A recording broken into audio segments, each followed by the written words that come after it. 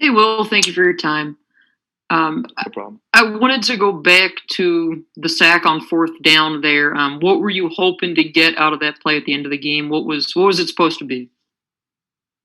We had a crossing concept coming from the field, and then Jahan on a dig in the back of the end zone.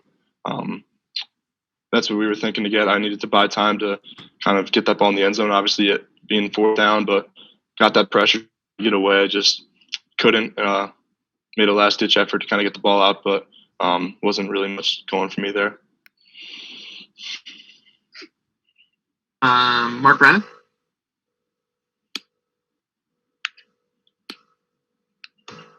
Well, at what point did you realize that you were going to get the opportunity to get in there as kind of the guy at quarterback? And then can you take us through what your first couple series were like? Was there kind of a get adjustment period? How did that go for you? I'm sorry. Could you repeat that? I lost you there in the beginning. I'm sorry. Can you hear me now? Yeah, the connection is a little unstable, but I got you. At what point did you figure out that you were actually going to go in the game and kind of be the guy? How did they get that message to you? And then what were your first couple series like getting adjusted? Oh yeah, so I think it was after the defensive touchdown they had. Just Coach Bowen just came up to me and said I was up. So just got ready and knew I was going to be up for that next drive. And then that first couple series is, just going out there and executing. Obviously, haven't had the opportunity to put a drive together with the team yet this year, so that was a first. And but nothing really changes in terms of just what I've prepared myself through practice this week and what I'm seeing. It's just different guys out there, and just comes down to executing. And once you get hit the first time, at least in my opinion, all the nerves kind of go away, and it kind of just goes down to having fun and playing football. So it's pretty much how it went. John Patisna. Hey, thanks, Mark. Hey, thanks both for the time. I appreciate it. You've talked in the past about no matter where you are in the depth chart, you approach every week like you're the starting quarterback with that type of mindset. How much did having that mindset every week help you today? And then just kind of how would you evaluate your performance as much as you can without looking at the tape yet? Yeah, so that's been my mindset pretty much ever since I've gotten here, and it hasn't changed and it won't change. And it definitely has helped. I think just having that mindset, having that just emphasis on preparation throughout the week, regardless of where you think you are or where you think you might be in the future, just helps immensely when your opportunity comes to you.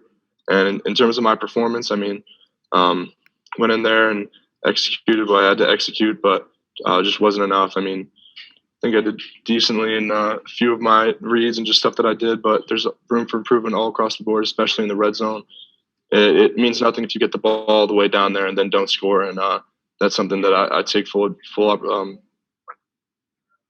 credit for, and just something that we need to work on in the future and just dial down for next week.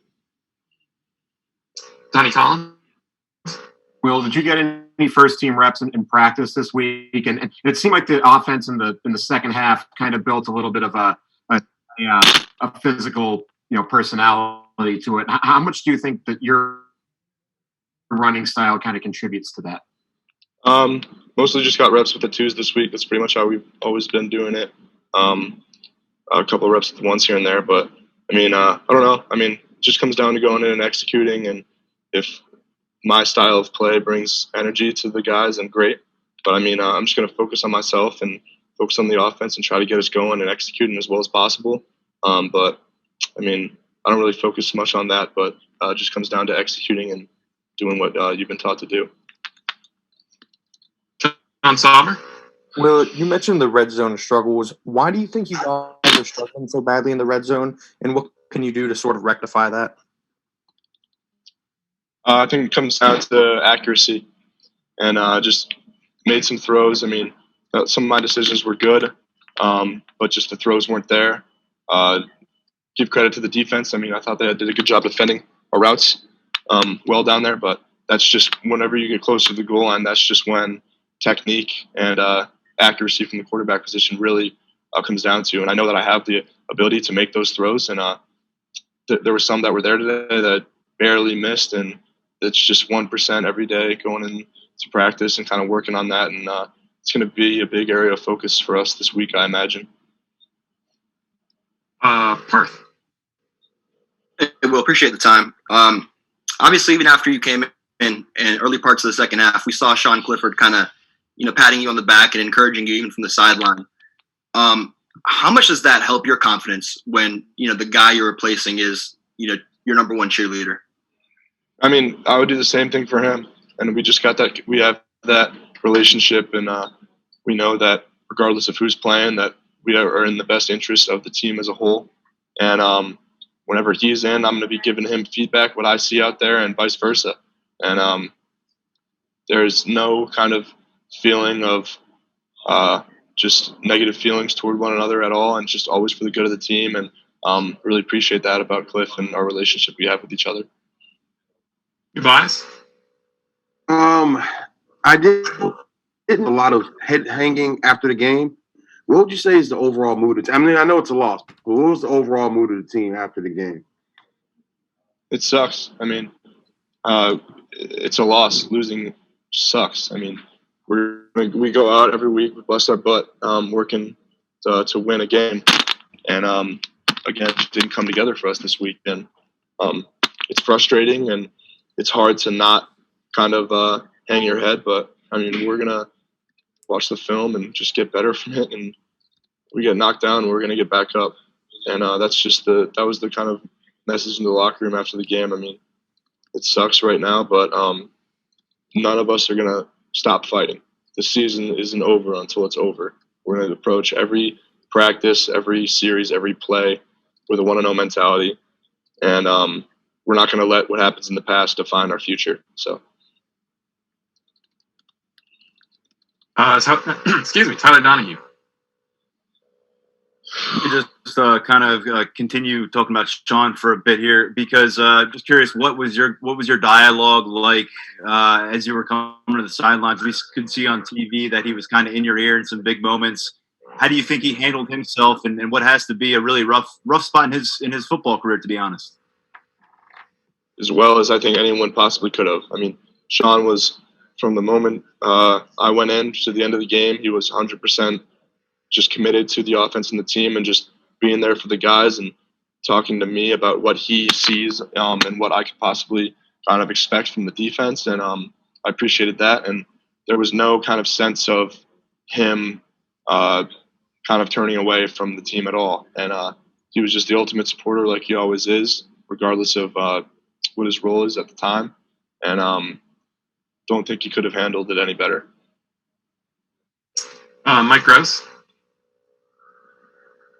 Yeah, Will, did you notice in the second half as compared to the first half, did you notice a different level of enthusiasm, guys having fun, maybe a more sense of urgency? Well, it felt different. Did it feel different to you too? I mean, energy-wise, yeah, I definitely say that. That's one thing that we need to continue to work on in the future is starting fast. Something that we've emphasized over the last few weeks that just hasn't come together for us, that hopefully if we just keep working towards, then it'll come together. And obviously, I mean, you can try to make your own energy as much as possible, but you really create your energy by how you play on the field and just generating plays and generating points, and then that's where energy comes from. So, I mean, we had that touchdown run and then a few field goals here and there inching us closer, and kind of the emotions start getting a little higher on the sideline. Defense started to find their groove, and just all those things kind of coming together at once definitely affects the emotions that are kind of coming from the sideline. So, All right, time for a couple more here. Dave Jones? Will, if you could describe what the difference is between getting first-team reps and second-team reps and being able to throw to the number one receivers. Some of those plays down in the red zone, it must have been tough to have timing down with guys you don't throw with very often. Yeah, I mean, you could say that, but I mean, it just really comes down to, at the end of the day, trusting your eyes, trusting these, and you got to be able to work with any personnel that you're with. But I mean, I don't know if that had anything to do with it. I would have no idea to tell. But I mean, I'm just going to focus on what I can control, and that's just working on my accuracy and judging angles and judging these receivers. And yeah, I mean, would like to get some reps with them, but just gotta just do what I'm asked to and just operate. All right, last one will go to Audrey Snyder. Well, James Franklin said he's not going to name a starting quarterback right now. Obviously, it's not your call either, but why do you think you could or should be that guy? Sorry, I lost you there. I need you to repeat that. Yep. James Franklin told us he's not going to name a starting quarterback right now. Obviously, it's not your decision either, but why do you think you could or should be that guy for this team? I'm completely confident in my abilities and have been for these last couple seasons. And like you said, it's not my choice. It's not my call. But, I mean, it doesn't affect how I'm going to be preparing. And I'm not going to be caught up in that or trying to make my case, because at the end of the day, what I say has no effect on the decision. So I'm going to put my trust in the coaches, and I'm always going to be willing to do whatever's best for the team. And just going to approach every practice every day the same way I've been doing it. And hopefully just good things start coming to this team in terms of getting some numbers in that win column.